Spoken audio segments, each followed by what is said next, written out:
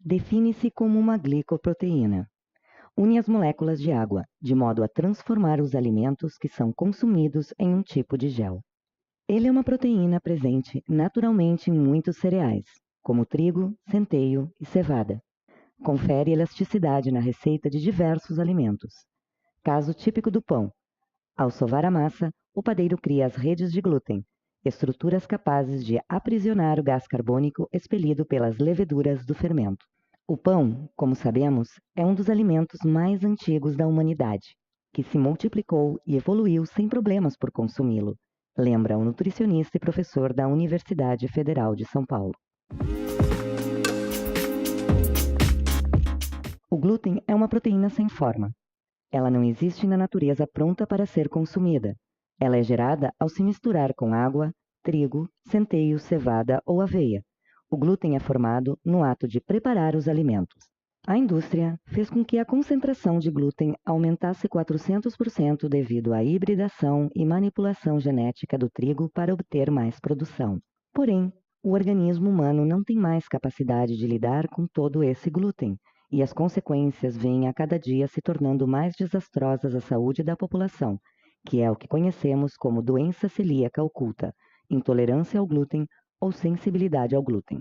A intolerância ao glúten está relacionada a problemas de humor, agressividade, disposição física, causando um cansaço crônico onde a pessoa não tem disposição para nada, problemas de falta de memória, problemas de capacidade cognitiva, anemias resistentes ao tratamento, infertilidade tanto na mulher quanto no homem, inclusive causando hipotireoidismo, que está diretamente ligado à obesidade. Nem todo mundo possui intolerância ao glúten, contudo, pesquisas têm demonstrado que ao longo dos anos, a intolerância ao glúten está aumentando e pessoas que não possuíam intolerância estão começando a desenvolver essa intolerância. Ou seja, o trigo que antes não causava mal a uma determinada pessoa, hoje já lhe causa problemas. Pela incapacidade do nosso corpo de lidar com esta concentração grande de glúten, acaba sendo gerada uma lesão no intestino, em uma proteína chamada zonulina.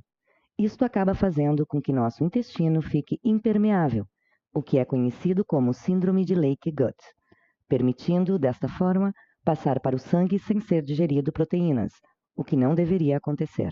Quando esta proteína cai no sangue, nosso sistema imune detecta esta proteína como um corpo estranho e, a partir daí, cria um anticorpo para destruir esta proteína que acabou de passar do intestino para o sangue. O problema é que esta proteína possui a mesma cadeia de aminoácido da TPO, tireoperoxidase, que é uma proteína que protege as paredes da tireoide, e aí está o grande problema. Como a cadeia de aminoácidos da TPO é idêntica ao da proteína que foi para o sangue, o nosso anticorpo, agora, além de destruir a proteína, também vai atacar as paredes da tireoide, causando assim a tireoidite de Hashimoto, que é uma doença autoimune causada pela síndrome de leaky gut. O processo da síndrome de leaky gut não é só provocado apenas pelo glúten, mas também pelo óleo vegetal e na caseína contida no leite. Então, além do glúten, esse problema de hiperpermeabilidade intestinal é causado também pelo leite e pelos óleos vegetais.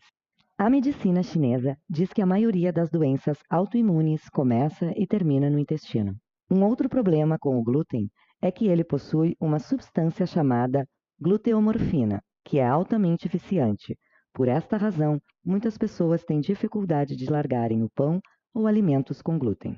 Por mais saboroso e prazeroso que possa ser, o consumo de glúten nos encurta a vida em 10 a 12 anos e ainda predispõe a desenvolver doença de Parkinson, Alzheimer, esquizofrenia e infarto.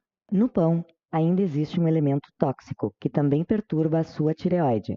No fermento do pão, existe o brometo, que vem do bromo. Este elemento é extremamente tóxico. Hoje em dia, a dieta sem glúten se estendeu devido à crença cada vez mais generalizada de que este tipo de alimentação pode ajudar na perda de peso. É sempre importante consultar um especialista antes de entrar em uma dieta.